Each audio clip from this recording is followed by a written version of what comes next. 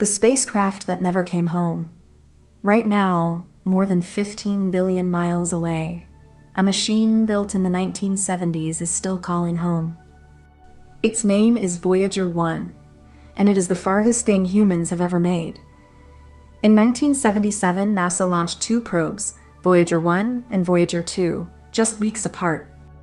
Their job was to fly past the giant outer planets and send back the first close-up pictures. They did far more than that. Voyager 2 became the only spacecraft ever to visit all four giant planets.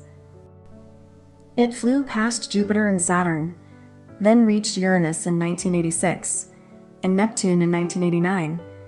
To this day, no other spacecraft has ever been to those last two worlds. Everything we have seen up close of Uranus and Neptune, we owe to this one probe. But the Voyagers were not built to stop at the planets. They just kept going.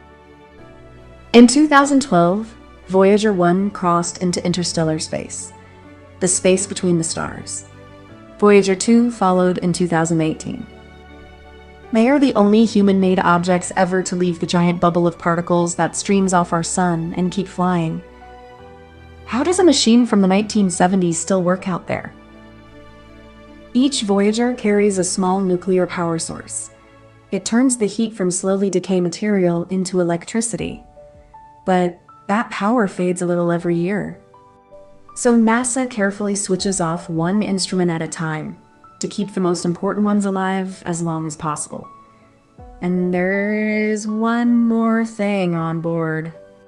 Each probe carries a golden record, a kind of message in a bottle.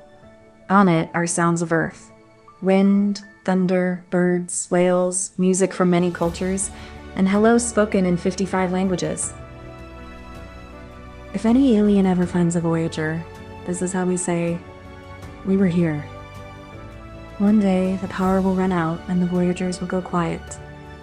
But they will not stop. In about 40,000 years, Voyager 1 will drift near another star. It will keep sailing through the dark, long after everyone who built it is gone.